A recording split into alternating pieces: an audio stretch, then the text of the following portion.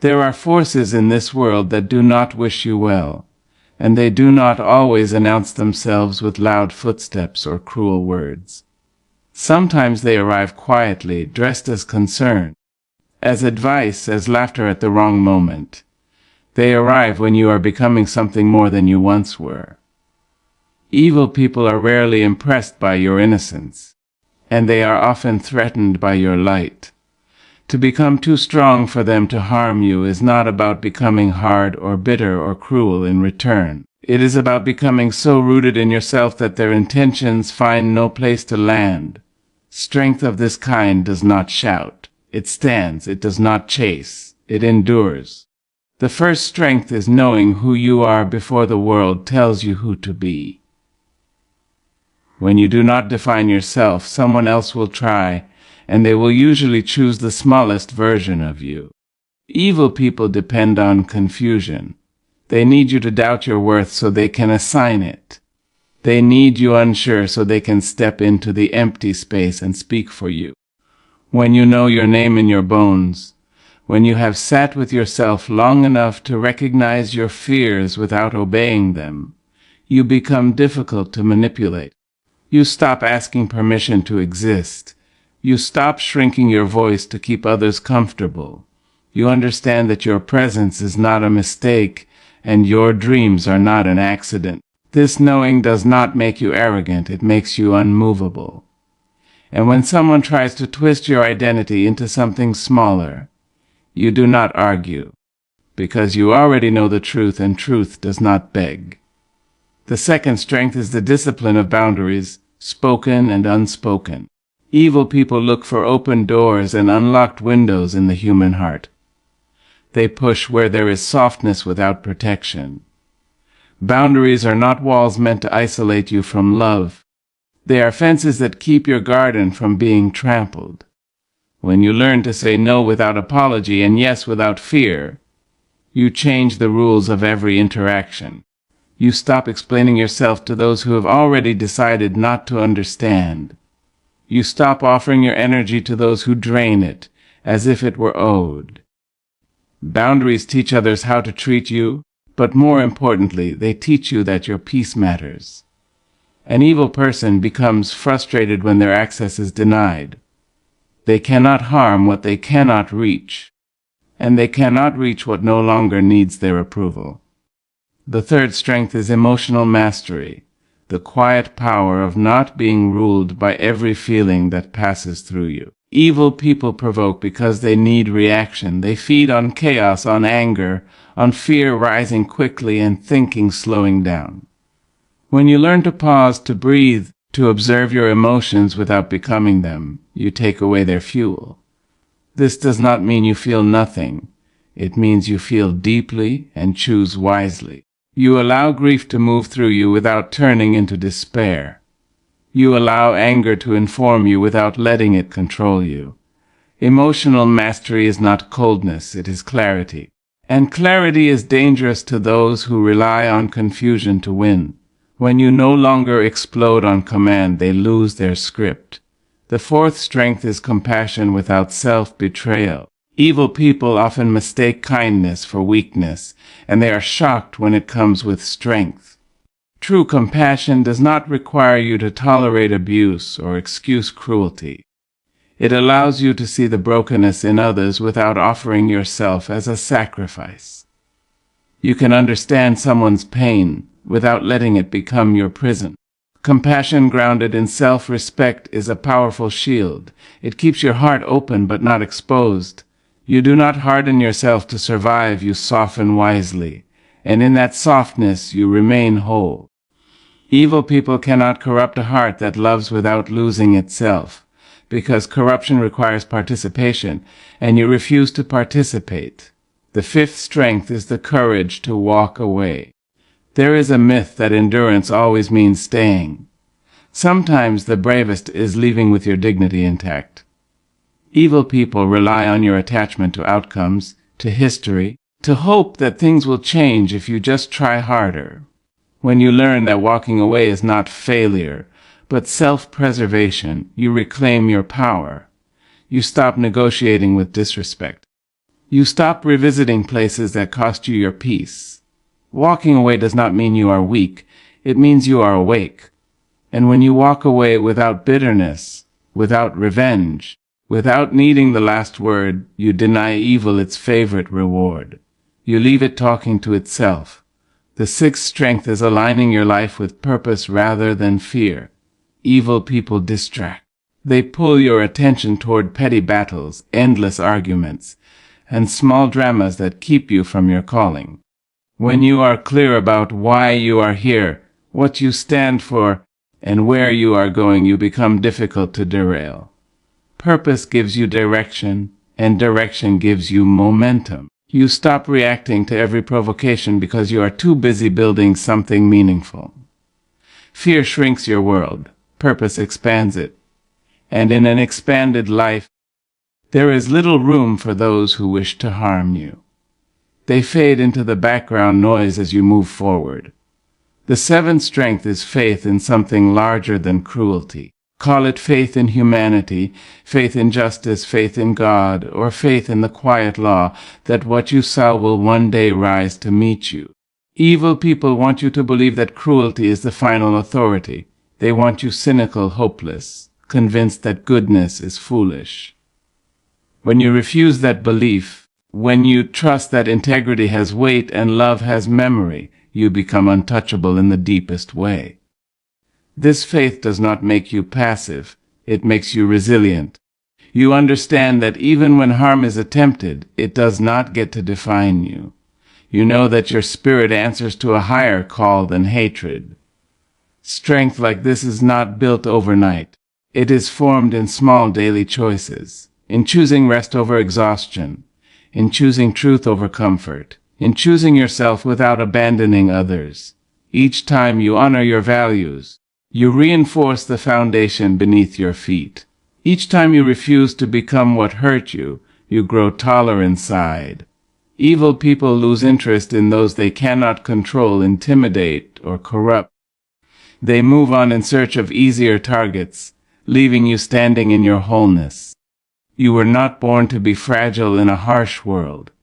You were born with a spine that can learn to straighten, a heart that can learn to guard itself without closing, and a voice that can learn to speak without trembling. Becoming too strong for evil people to harm is not about fighting them. It is about outgrowing the reach of their shadows.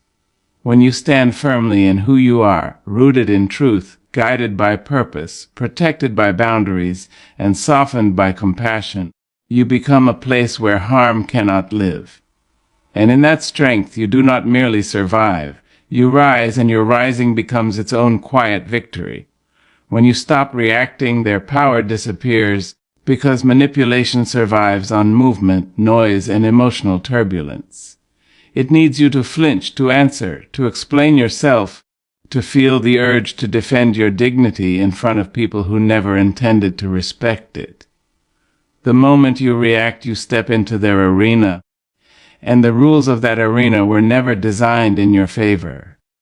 Every sharp reply, every emotional outburst, every attempt to prove your innocence feeds the very force that wishes to control you. They are not interested in truth, they are interested in control, and reaction is the easiest handle they can grab. Most people believe strength looks loud, immediate, and forceful, but real strength is often quiet and delayed. Evil-minded individuals provoke not because they are confident, but because they are empty, and emptiness seeks echoes. When you react, you become that echo. You repeat their energy back to them, amplifying it, validating it, confirming that they still matter in your emotional world. When you do not react, you deny them that validation. Silence becomes a mirror that shows them nothing, and nothing is terrifying to those who depend on influence to feel alive. Reaction is often mistaken for self-respect, as if answering every insult or correcting every lie is proof of inner strength. In reality, constant reaction reveals dependency.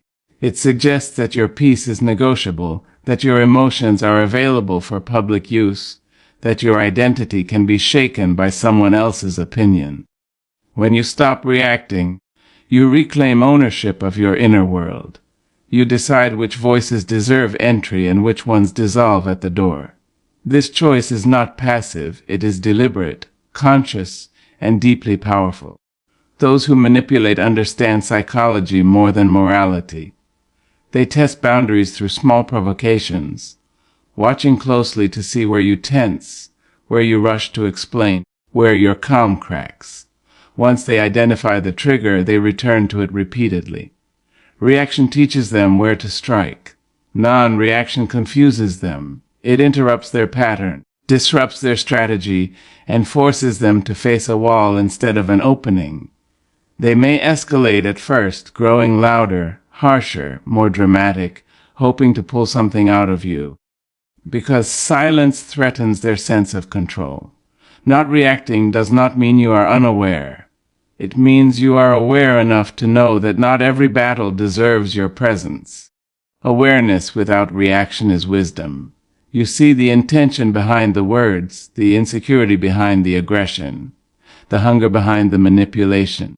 You understand that their behavior is not a reflection of your worth, but a projection of their inner disorder. With this understanding, you no longer feel the need to correct them. You let their words fall to the ground where they belong. There is a deep freedom that comes with emotional restraint. When you stop reacting, you stop leaking energy. You preserve your focus for things that matter, for people who respect you, for goals that require clarity. Reaction scatters your strength, pulling you into arguments that lead nowhere and emotions that drain everything. Non-reaction gathers your power inward, consolidates it, strengthens your center. You become less predictable, less controllable, less accessible to those who wish you harm. Manipulators often disguise themselves as victims, hoping your empathy will provoke guilt, apology, or over-explanation. When you react emotionally, you fall into the role they assigned you. When you remain calm and detached, their narrative collapses. They cannot perform without an audience willing to respond. Silence denies them the stage. Calm denies them the spotlight. Detachment denies them the script. This does not mean you tolerate abuse. It means you choose response over reaction. A response is intentional, grounded, and strategic. A reaction is impulsive, emotional, and automatic. When you stop reacting, you give yourself time to decide what truly serves you. Sometimes that decision is distance. Sometimes it is a firm boundary. Sometimes it is complete disengagement. All of these options become visible only when emotion no longer drives the moment. Power shifts quietly. There is no announcement when it happens. One day you realize their words no longer race through your mind at night. Their tone no longer tightens your chest. Their presence no longer changes your behavior. That is the moment their power dissolves. They may still speak, accuse, or provoke, but it feels distant, irrelevant, almost hollow. You have removed the emotional oxygen that kept their influence alive. Not reacting also teaches you about yourself. It reveals how often you once sought validation, how quickly you once needed to be understood, how deeply you once depended on external approval. In choosing not to react, you learn to sit with discomfort without surrendering to it. You learn that silence does not mean weakness, it means self-trust. You trust that truth does not require urgency. You trust that your character does not need defense from those committed to misunderstanding you. Evil loses its grip when it cannot disturb your inner state. It thrives on chaos, fear, and emotional imbalance. Calmness starves it. Emotional neutrality confuses it. When you stop reacting, you stop participating in a game designed to drain you. You stand outside of it, observing, unshaken, unreachable, and in that stillness, their power fades into irrelevance. Emotional control disarms psychological attacks, because most attacks are not designed to destroy you directly. They are designed to make you lose yourself. Psychological harm works quietly, slipping past logic and aiming straight for emotion. It provokes insecurity, anger, fear, shame, and confusion. knowing that once your emotions are unsettled, your judgment weakens.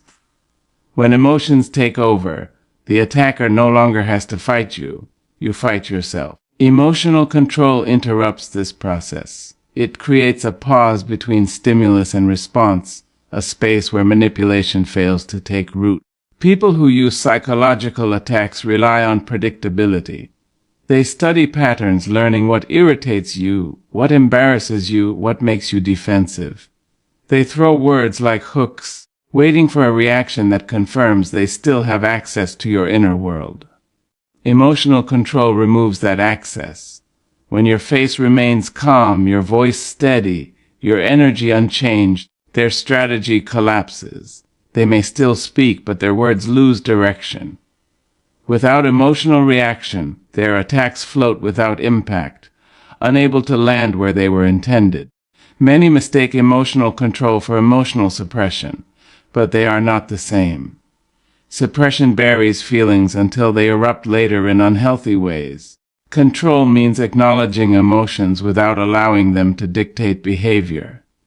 You feel anger without becoming cruel. You feel hurt without surrendering your dignity. You feel fear without letting it paralyze your choices. This balance is what makes emotional control such a powerful defense. It keeps you human while making you unmanageable. Psychological attacks often arrive disguised as concern, humor, or advice. A subtle insult wrapped in a joke, a doubt planted as a question, a comparison framed as motivation. These tactics are meant to bypass your awareness and settle directly into your emotions. Emotional control sharpens perception. You notice the intent beneath the words. You recognize when discomfort is being engineered, and because you recognize it, you do not internalize it.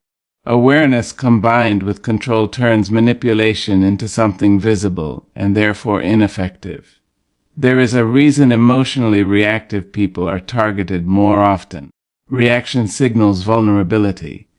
It tells the attacker where your boundaries are weak and where your identity is still negotiable. Emotional control sends the opposite message. It signals self-possession. It communicates that your inner state is not easily invaded. This does not provoke admiration from those who attack, but it provokes frustration, and frustration weakens their persistence. Emotional control also protects your narrative. Psychological attacks often aim to rewrite how you see yourself. Repeated criticism, gaslighting, and subtle degradation can slowly alter self-perception if left unchecked. When emotions run unchecked, you may begin to believe what is said simply because it was said with confidence or repetition. Emotional control allows you to separate your identity from external commentary. You evaluate words instead of absorbing them. You ask whether they align with truth, not whether they sting. Control over emotion restores choice. Without it, every interaction becomes reactive. Every insult demands a response. Every provocation feels urgent. With it, you choose silence, distance, or engagement based on strategy rather than impulse. This choice is deeply unsettling to those who rely on psychological pressure. They expect you to bend to break or to fight. When you do none of these, they lose direction. Calmness has a disarming effect that aggression cannot match. Aggression feeds conflict. Calm dissolves it. When faced with emotional control, psychological attackers are forced to confront themselves. There is no chaos to hide behind, no reaction to justify escalation. Their words echo without reinforcement. Their tactics become obvious. Emotional control turns their weapons into exposures. This kind of strength is built slowly. It is practiced in moments of restraint, in choosing not to explain yourself to those committed to misunderstanding you, in refusing to mirror disrespect, in letting silence speak where words would only entangle you further. Each time you resist emotional hijacking, you strengthen your internal authority. Over time, your nervous system learns safety in stillness. You no longer rush to protect your ego. You trust your grounding. Emotional control does not mean disengagement from life. It means engagement without loss of self. You remain present, alert, and responsive, but not reactive. You hear without absorbing poison. You observe without internalizing chaos. This posture allows you to move through hostile environments without becoming hostile yourself. You remain intact. Psychological attacks depend on urgency. They want immediate answers, quick defenses, instant emotional shifts. Emotional control slows time. It stretches the moment long enough for wisdom to enter. In that slowed space, manipulation loses speed and force. What once felt overwhelming now feels manageable. What once felt personal now feels revealing. As emotional control deepens, attackers sense it intuitively. They feel the resistance not as opposition but as absence. Their words no longer reach your core. Their presence no longer alters your rhythm. They may accuse you of being cold, distant, or indifferent, not realizing that what they are experiencing is your self-regulation. You have not become unreachable, you have become ungovernable. This control strengthens your relationships as well. It filters who can stay and who must go. Those who rely on drama, control, or emotional chaos drift away, unable to connect where manipulation no longer works. Those who value clarity, respect, and stability find safety in your presence. Emotional control becomes not just a defense, but a standard. In a world where psychological warfare is subtle and constant, emotional control is armor that does not weigh you down. It moves with you. It protects without hardening you. It allows you to remain open without being exposed. When emotions are mastered, attacks lose their leverage, intentions lose their secrecy, and harm loses its pathway into your life. Purpose keeps you above petty cruelty because it lifts your vision beyond the narrow corridors where small-minded harm thrives. Cruelty of the petty kind depends on proximity. It needs you close enough to feel insulted, distracted enough to engage, and idle enough to care. When your life is aligned with purpose, your attention rises. You begin to look forward instead of sideways. The small jabs, the whispered insults, the subtle attempts to undermine you lose their grip, because your mind is occupied with something larger than proving a point. People who engage in petty cruelty often do so out of emptiness. They lack direction, so they search for targets. They lack meaning, so they manufacture conflict. Their world is small, and in small worlds, every slight feels enormous. Purpose expands your inner landscape. It gives you a horizon to walk toward. When you are moving toward something meaningful, you do not stop to wrestle with shadows on the path. You step over them, not because they are harmless, but because they are irrelevant. A purposeful person understands the cost of distraction. Energy is finite, and attention is valuable. Petty cruelty drains both. It pulls you into arguments that do not grow you, explanations that do not free you, and emotions that do not serve your becoming. Purpose acts as a filter. It quietly asks, does this move me closer to what matters or further away? Most cruelty fails that test. When it does, you release it without drama, not as an act of forgiveness, but as an act of focus. Purpose also changes how you interpret behavior. Without purpose, insults feel personal. With purpose, they feel revealing. You see that cruelty is not commentary on your worth, but evidence of someone else's stagnation. This perspective protects you from internalizing harm. You stop asking why they are doing this to you and start recognizing that their actions are rooted in their own dissatisfaction. Purpose grounds you in your own path, making detours into negativity less tempting. There is a calm authority that comes from living with intention. It shows in how you speak, how you listen, how you decide. This authority unsettles those who rely on chaos to feel significant. Petty cruelty often seeks to provoke emotional reaction, to lower you to a level where conflict feels equal. Purpose refuses that descent. It keeps you upright when others want you crouched in defensiveness. You do not need to win every exchange when you are committed to a longer journey. When your days are shaped by purpose, your identity stabilizes. You are less reactive because your sense of self is no longer dependent on external approval. Cruel words bounce differently when you know why you wake up each morning. You are not defined by passing opinions, but by enduring commitments. This does not make you immune to hurt, but it makes hurt less directive. Pain may visit, but it does not take the wheel. Purpose also teaches patience. It reminds you that growth is slow and outcomes are cumulative. Petty cruelty demands immediacy. It wants instant response, instant validation, instant conflict. Purpose stretches time. It allows you to step back and see moments as part of a larger arc. In that wider view, most cruelty looks temporary and small. You do not rush to correct every misunderstanding because you trust the long view to reveal truth. Those who lack purpose often mistake stillness for weakness. They poke and prod, hoping to disturb your balance. When you remain focused, they escalate, unable to understand why their tactics fail. Purpose creates a quiet confidence that does not advertise itself. It does not need applause. It does not need to humiliate others to feel whole. This confidence makes cruelty look clumsy and unnecessary.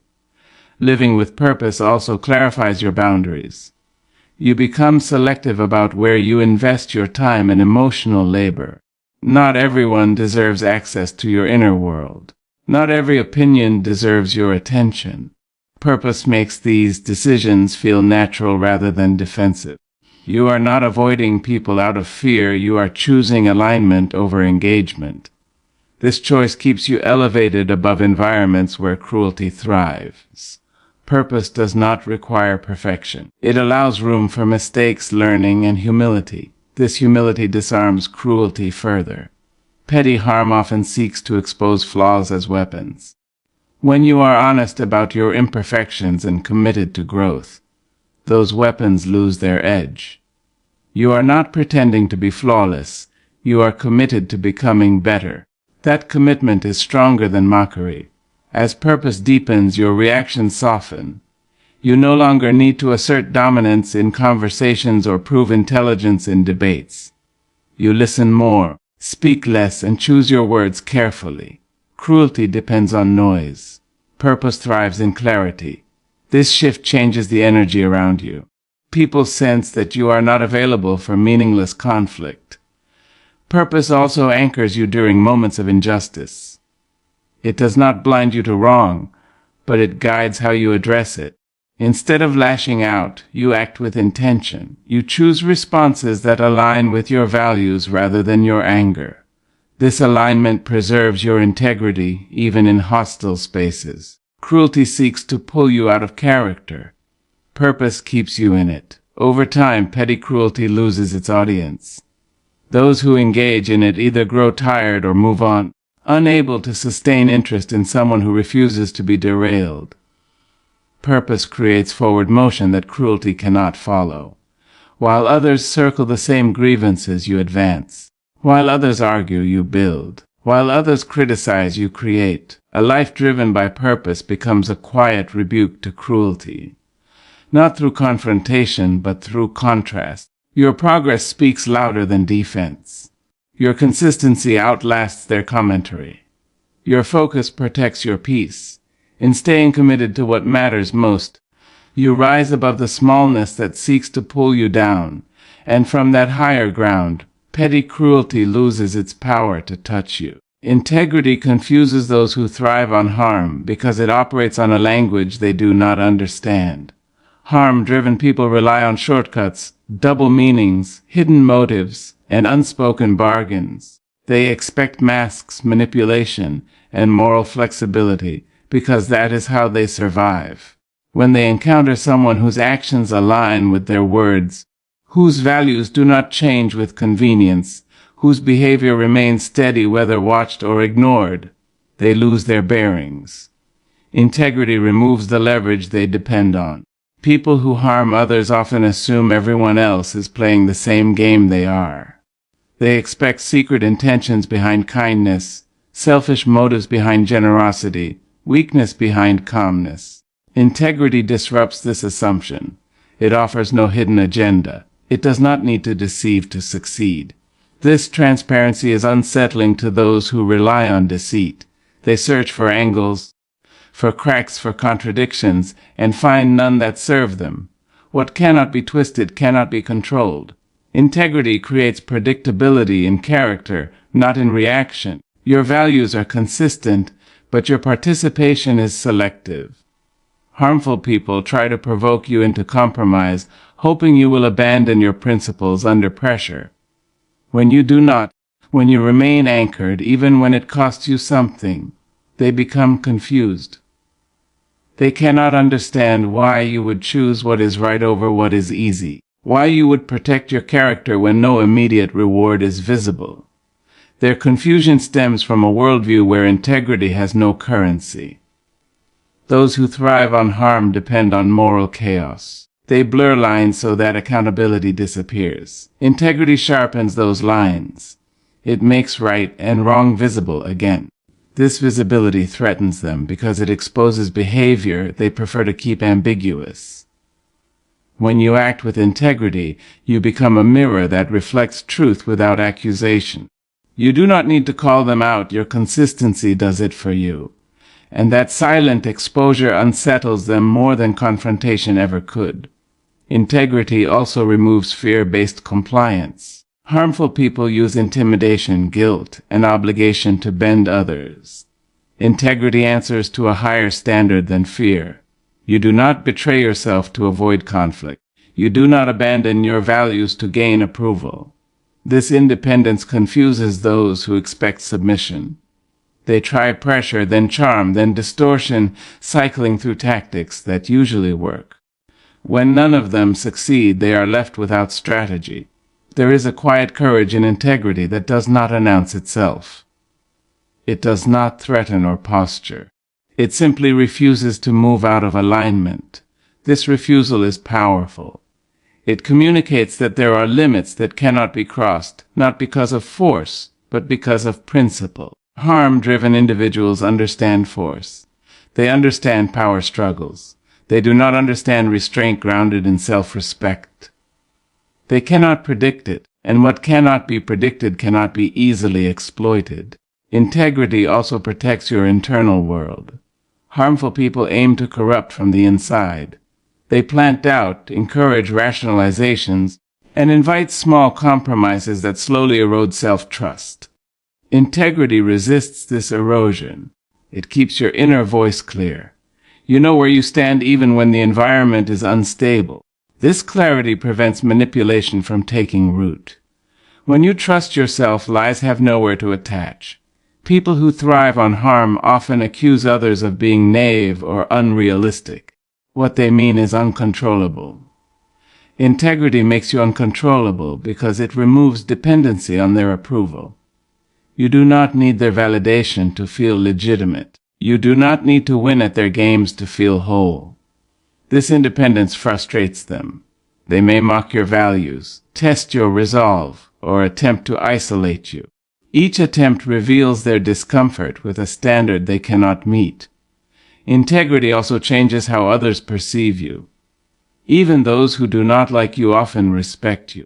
Even those who disagree with you hesitate to misrepresent you. Harmful individuals prefer targets who can be discredited easily. Integrity complicates that effort. Your track record speaks. Your consistency builds quiet credibility. Lies about you require more work, more distortion, more energy. Over time, the cost becomes too high. Living with integrity does not mean you are flawless. It means you are honest about your flaws. This honesty disarms harm further. Those who rely on exposure as a weapon find little to use when you are not hiding. You acknowledge mistakes without self-destruction. You correct yourself without self-hatred.